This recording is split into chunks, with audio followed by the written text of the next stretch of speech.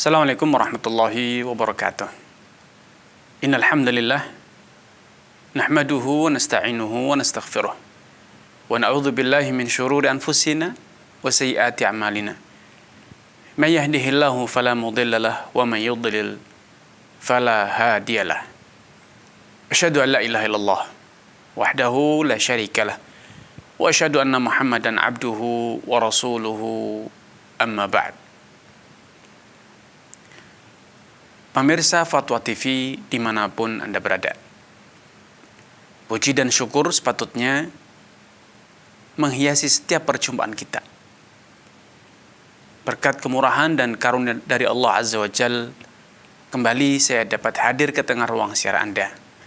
Semoga kehadiran saya pada program acara ini membuka lebar pintu ilmu dalam diri kita, mengobarkan semangat berjuang, tekad untuk beramal demi tegaknya dinul Islam. Tidak luput salawat serta salam untuk senantiasa kita aturkan kepada Nabi kita, Nabi Muhammad SAW, kepada keluarga dan juga seluruh sahabat-sahabatnya. Semoga Allah Subhanahu wa taala berkenan mempertemukan kita dengan sahabat-sahabat Rasulullah SAW kelak di dalam jannahnya. Amin ya rabbal alamin. Pemirsa Fatwa TV dimanapun Anda berada, Allah Subhanahu wa taala berfirman, wa idza sa'alaka ibadi anni fa inni qarib ujibu da'watad da'i idza da'an falyastajibu li wal yu'minu bi la'allahum yarshudun. Yang artinya, bila ada dari hambaku yang bertanya kepadamu wahai Muhammad tentang diriku, fa inni qarib, maka sampaikan kepadanya bahwa aku itu sangatlah dekat. Buktinya apa? Apa bukti kedekatan Allah? Ujibu da'watad da'i idza da'an. Aku itu senantiasa mengabulkan. Aku itu senantiasa menjawab doa hambaku yang berdoa kepadaku. Setiap kali mereka berdoa kepadaku, aku jawab. Aku merespon, aku menanggapi dan mengabulkan doa mereka. Falyastajibu li. Karena itu hendaknya mereka pada gilirannya yastajibu li. Mereka tunduk dan patuh serta menjawab setiap seruanku. Wal yu'minu bi, dan percayalah. Jangan pernah ada keraguan.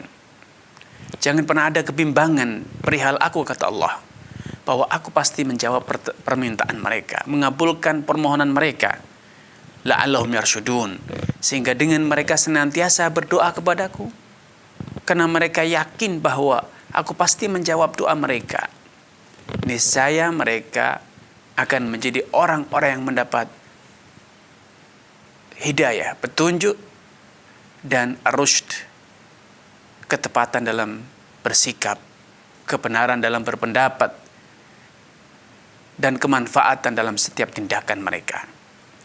Pemirsa Fatwa TV dimanapun Anda berada, satu ayat yang Allah posisikan antara ayat sebelumnya, syahrul Ramadan, bulan Ramadan yang padanya diturunkan Al-Quran, yang merupakan petunjuk bagi seluruh umat manusia. Dan kemudian setelahnya Allah berfirman perihal penjabaran tentang seluk-beluk hukum-hukum puasa. Uhilla lakum lailatas shiyami rafathu ila nisaikum. Dibolehkan bagi kalian untuk menggauli istri kalian di malam hari Ramadan.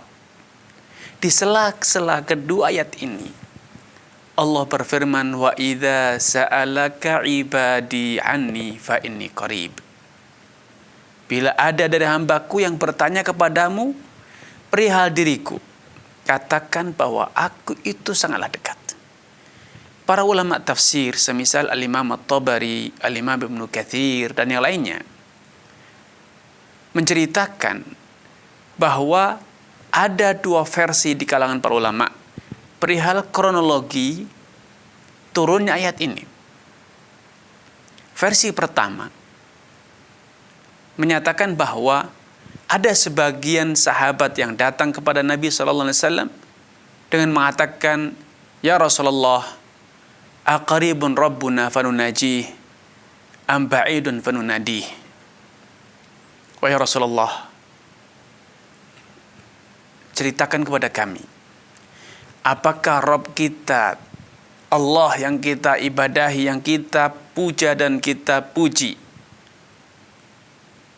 aqarib, apakah dia itu dekat dengan kita, sehingga ketika kita berdoa cukup bermunajah, berkata-kata yang lirih, sehingga Allah pasti mendengarnya?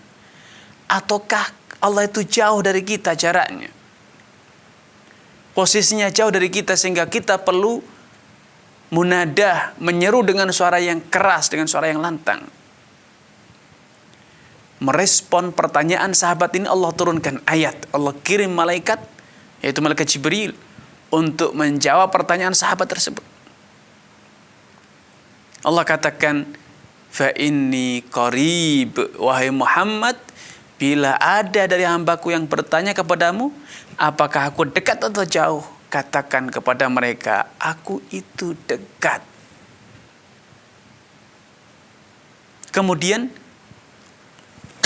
Allah berikan bukti. Kemudian Allah berikan bukti perihal kedekatan Allah dengan hambanya. Ujibu da'wata da'i idza da'an. Aku itu senantiasa mengabulkan doa hambaku yang mereka berdoa kepadaku. Bila mereka berdoa kepadaku, aku akan kabulkan. Sehingga itu sebagai bukti nyata Allah itu dekat, sehingga selalu mendengar.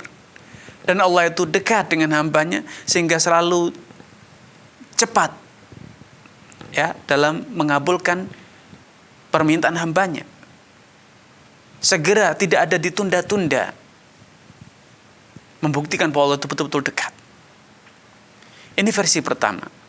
Versi kedua, sebagian ulama mengatakan bahwa histori, kronologi dari turunnya ayat ini adalah satu pertanyaan pula yang disampaikan oleh sebagian sahabat yang bertanya, wahai Rabb, ya Rasulullah, kapan kita harus berdoa kepada Allah? Di mana kita harus berdoa kepada Allah? Sebagaimana yang sering ditanyakan oleh kita saat ini, kapan waktu yang paling tepat untuk berdoa kepada Allah?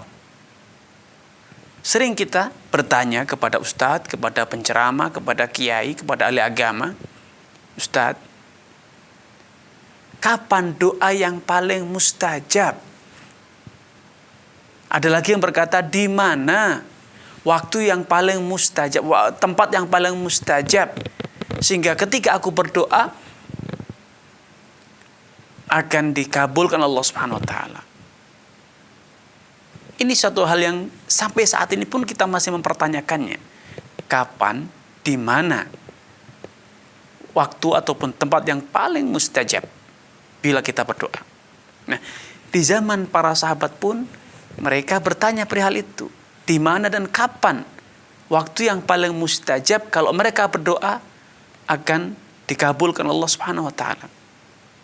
Ternyata datanglah jawabannya dari Allah Subhanahu wa taala. Idza sa'alaka ibadi anni fa inni qarib. Kalau ada dari hambaku yang bertanya kepada Muhammad perihal aku, kapan mereka meminta, di mana mereka harus meminta, katakan bahwa aku tuh selalu dekat. Aku tuh selalu dekat dengan mereka.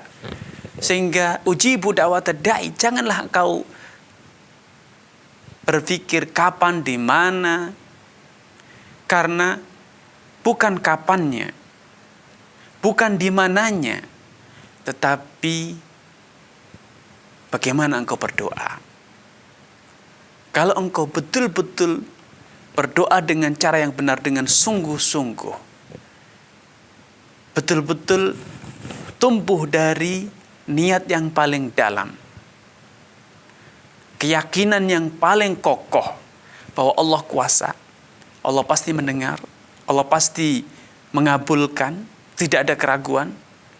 Anda berdoa dengan cara-cara yang santun, tidak ada tergesa-gesa harus segera sesuai dengan yang Anda mau. Juga tidak ada paksaan Anda maksa harus ini, kalau tidak ini maka saya tidak mau. Betul kita memohon yang terbaik kepada Allah. Karena itu dalam etika, dalam doa istikharah, ketika kita ingin melakukan suatu rencana, memiliki satu keinginan untuk kita lakukan, kita diajak oleh Nabi SAW untuk berdoa, Allahumma in kunta ta'lamu anna hadzal amr khairun li fi dini wa ma'ashi wa akibati amri. Ya Allah, kalau engkau mengetahui bahwa urusan yang hendak aku lakukan ini baik, membawa kebaikan bagi agamaku, bagi kehidupanku di dunia, dan membawa kebaikan bagi kehidupanku kelak di akhirat, faqdurhu li wa yassirhu li thumma barik li fih. Maka wujudkanlah kebaikan tersebut. Mudahkanlah aku untuk mendapatkannya, merealisasikannya, dan kemudian berkailah urusan tersebut, sehingga terus berkembang, sehingga terus membawa kebaikan dalam kehidupanku. Wa in kunta ta'lamu anna hadzal amra syarrun li. Sebaliknya, bila engkau mengetahui bahwa apa yang ingin aku lakukan ini, apa yang aku pinta ini buruk bagiku, fasrifhu anni, jauhkan dia dariku. Jauhkan, palingkan aku darinya. Bentengi aku darinya. Karena bisa jadi kita merasa ada sesuatu yang baik, maka kita pinta, tapi ternyata itu adalah buruk bagi kita. Kita tidak tahu. Karena itu kita minta kepada Allah, ya Allah, kalau engkau tahu ini adalah buruk bagi agamaku, bagi kehidupanku di dunia, bagi masa depanku kelak di akhirat, ternyata itu adalah buruk, maka jauhkan, palingkan aku darinya. Tsummakdur liyal khaira, kemudian sebagai gantinya berikanlah aku yang terbaik. Berikan aku gantinya berupa pilihan yang lebih baik menurutmu. Tsumma ardini bih, dan kemudian kondisikan agar jiwaku senantiasa lapang, agar jiwaku senantiasa ridho menerima pilihanmu dan melupakan mimpi yang ternyata, pilihanku yang ternyata itu adalah buruk bagi agamaku, buruk bagi kehidupanku di dunia, dan buruk bagi kehidupanku kelak di akhirat. Itu etika orang yang berdoa. Tercermin betul-betul kita minta untuk dipilihkan, minta untuk diberikan yang terbaik. Ada keyakinan, sebagaimana yang ditegaskan Rasulullah SAW, Is'alullah wa antum muqinuna bil ijabah. Berdoalah kepada Allah, memintalah kepada Allah dalam kondisi engkau yakin seyakin-yakinnya, percaya seutuhnya bahwa Allah pasti mengabulkan doamu, mengabulkan permintaanmu. Karenanya jangan pikirkan kapan Allah akan mengabulkan. Jangan sibukkan diri Anda di mana Allah akan kabulkan, bila mana Allah akan kabulkan permintaanku. Tapi fokuslah pada bagaimana engkau berdoa. Sudahkah engkau berdoa? Betulkah engkau telah berdoa dengan etika yang benar, dengan cara-cara yang benar? Betulkah Anda yakin bahwa Allah kuasa, Allah bisa mengabulkan permintaan Anda? Dan betulkah Anda memohon kebaikan? Atau jangan-jangan Anda sedang memburu hawa nafsu Anda? Padahal kita semua tahu hawa nafsu kita, pilihan kita bisa jadi membawa kejelekan bagi diri kita, membawa keburukan bagi diri kita. Karenanya Rasulullah SAW suatu hari mengajarkan etika kita berdoa dengan mengatakan, yustajabu li ahadikum malam yastajil. Kalian ketika berdoa kepada Allah pasti dikabulkan. Cepat atau lambat pasti Allah kabulkan. Selama engkau tidak merasa tergesa-gesa, selama engkau tidak merasa Allah telat, Allah terlalu lambat mengabulkan doamu dan permintaanmu. Sehingga yang terjadi apa? Fayatahasar wa yada'ud doa. Karena engkau merasa Allah lamban dalam mengabulkan doa, terlalu lama, terlalu bertele-tele sebelum mengabulkan doa Anda, akhirnya Anda merasa sia-sia dan kemudian akhirnya berhenti, tidak lagi pernah meminta kepada Allah SWT. Ini sangat berbahaya. Padahal Allah Subhanahu wa taala ketika Anda meminta berdoa kepada Allah, seharusnya Anda sadar bahwa Anda itu makhluk yang bodoh, makhluk yang sangat tidak mampu, makhluk yang lemah, makhluk yang memiliki segala keterbatasan.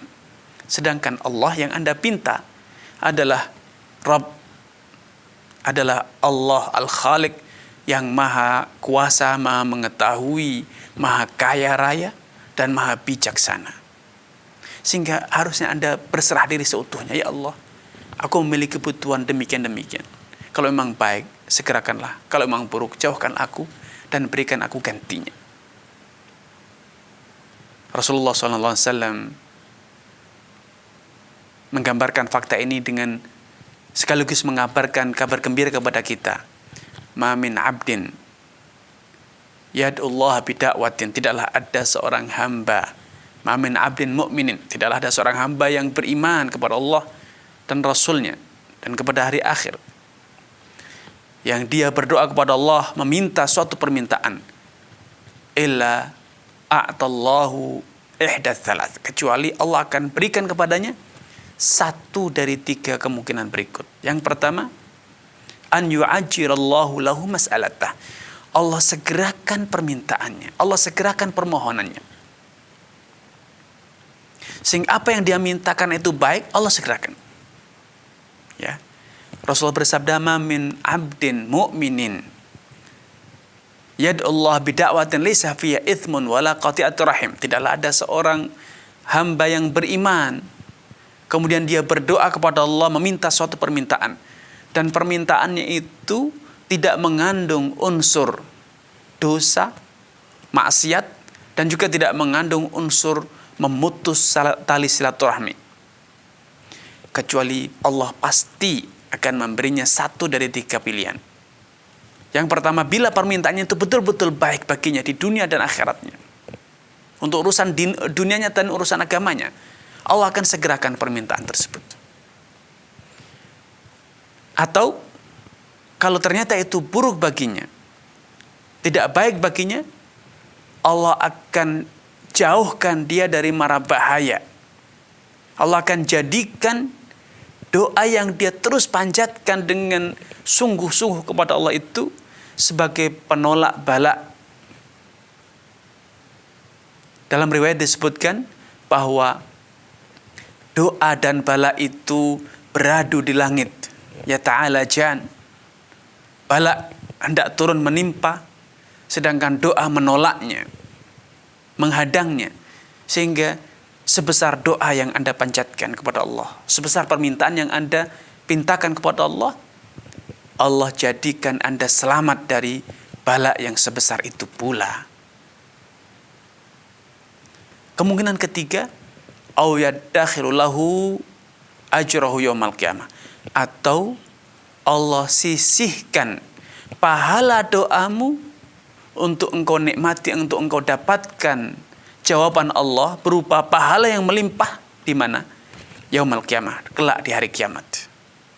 Para sahabat yang mendengar sabda ini, mendengar kabar gembira ini, mereka spontan termotivasi dan mengatakan, idzan nukthir ya Rasulullah. Kalau demikian, setiap doa pasti Allah beri satu dari tiga hal ini. Diberi permintaannya, atau diselamatkan dari petaka yang senilai setimpal dengan doa yang dia pintakan, atau disimpankan kelak di hari kiamat untuk dia dapatkan di dalam surganya. Maka para sahabat segera termotivasi, bersemangat, tergugah semangatnya, berkobar semangatnya untuk terus berdoa. Idzan nukthir, kalau demikian kita akan perbanyak doa. Tidak usah pikirkan bagaimana, di mana dikabulkan, karena pasti diberi. Maka Allah Subhanahu wa taala menimpali respon mereka dengan mengatakan Allahu aktsar. Seberapapun yang kalian pinta, sebanyak apapun yang kalian doakan kepada Allah, percayalah Allah memiliki yang lebih banyak. Perbendaharaan Allah lebih besar, lebih banyak dibanding apa yang kalian minta.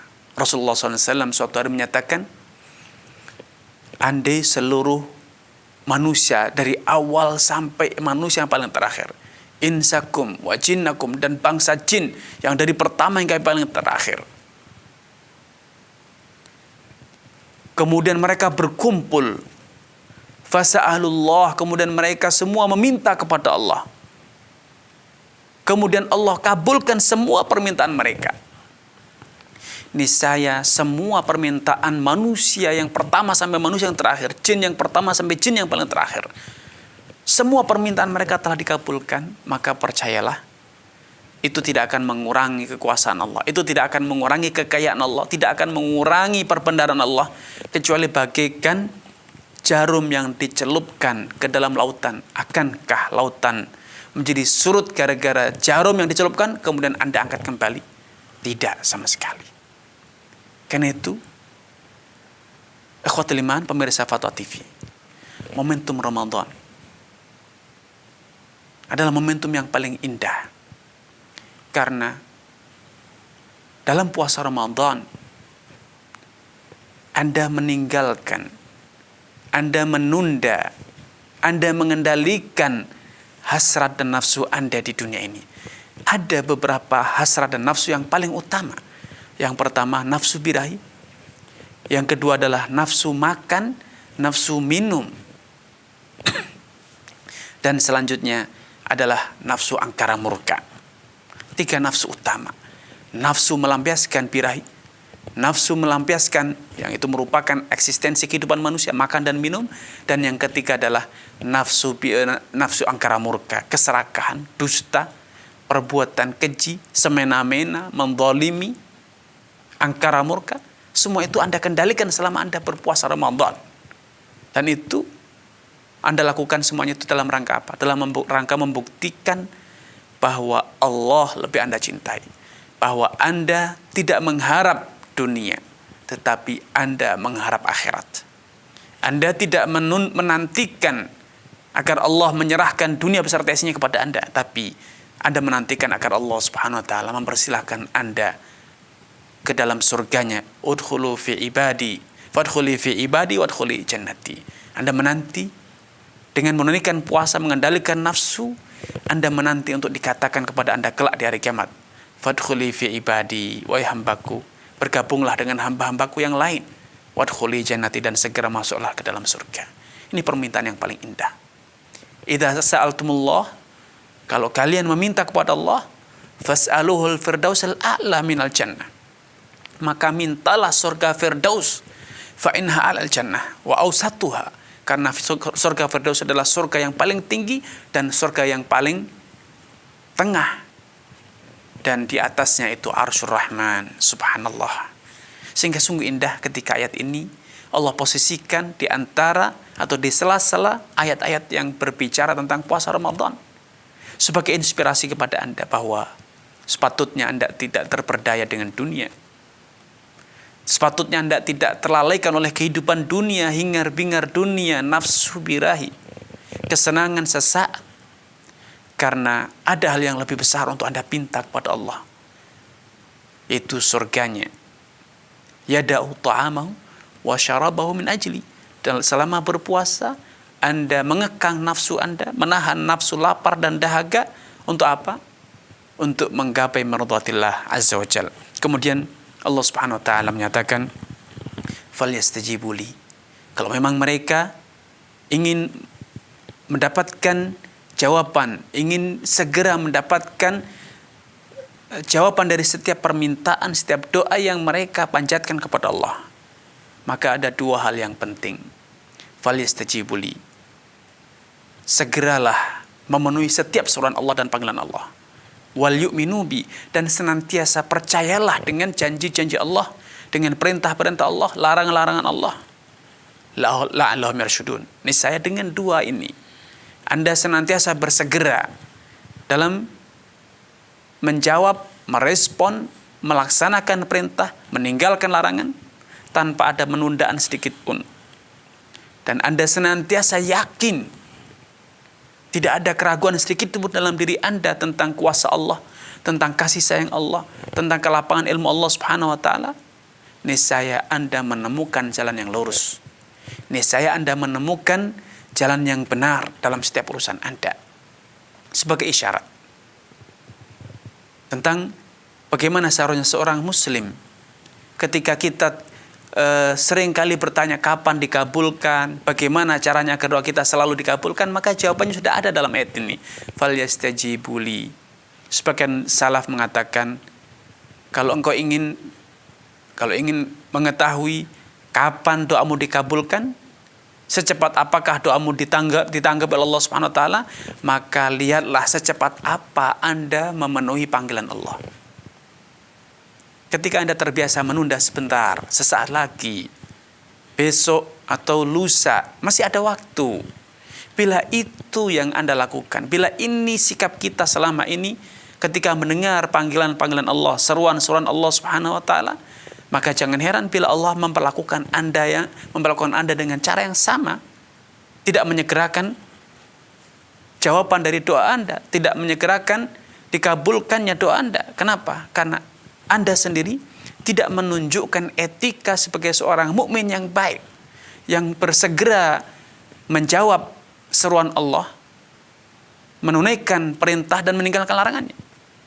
Dan seringkali ketika kita berdoa dengan mengatakan barangkali dikabulkan. Semoga saja.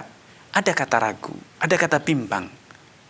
Maka mana mungkin bila Anda masih berkata barangkali, ada baiknya Anda tidak seutuhnya yakin. Dahulu Umar bin Khattab mengatakan, inilah ahmilu hammad doa, inilah ahmilu hammal ijabah, walakinni ahmilu hammad doa. Aku tidak pernah galau, tidak pernah bimbang, tidak pernah memikirkan kapan dan bagaimana Allah mengabulkan. Yang aku pikirkan bagaimana dan kapan aku bisa berdoa kepada Allah Subhanahu wa taala, karena aku yakin bahwa setiap kali aku berdoa pasti Allah kabulkan. Aku yakin bahwa kalau aku berdoa pasti Allah kabulkan. Yang jadi masalah kapan Anda berdoa? Faktanya selama ini kita berdoa kalau sudah kehabisan cara, kalau sudah terjepit, kalau sudah terpojok, kalau sudah kehilangan semua daya dan upaya. Maka wajar bila Allah Subhanahu wa taala pun memperlakukan Anda dengan cara yang serupa. Karena al-jaza'u min jinsil amal, balasan itu setimpal dengan perbuatan Anda. Anda selama ini tidak pernah berdoa kecuali dalam kondisi telah terjepit. Selama Anda masih memiliki opsi, memiliki bekal, memiliki relasi, Anda tidak tergugah untuk berdoa. Maka seringkali Allah mengabulkan doa Anda setelah Anda betul-betul terjepit. Dalam urusan Anda, kehabisan cara, kehabisan relasi, sudah puyeng, seakan-akan putus asa. Seakan-akan pintu kerahmatan Allah telah tertutup, barulah Allah kabulkan. Kenapa? Karena memang saat itulah Anda betul-betul berdoa kepada Allah. Andai Anda berdoa kepada Allah sebagaimana yang Anda lakukan ketika Anda betul-betul sedang terjepit, Anda lakukan itu sedari awal Anda memiliki rencana, Anda memiliki keinginan, niscaya Allah akan segerakan jawaban dari permintaan dan doa Anda. Ini yang bisa kami sampaikan. Kurang dan lebihnya mohon maaf. Billahi taufiq wal hidayah. Wassalamualaikum warahmatullahi wabarakatuh.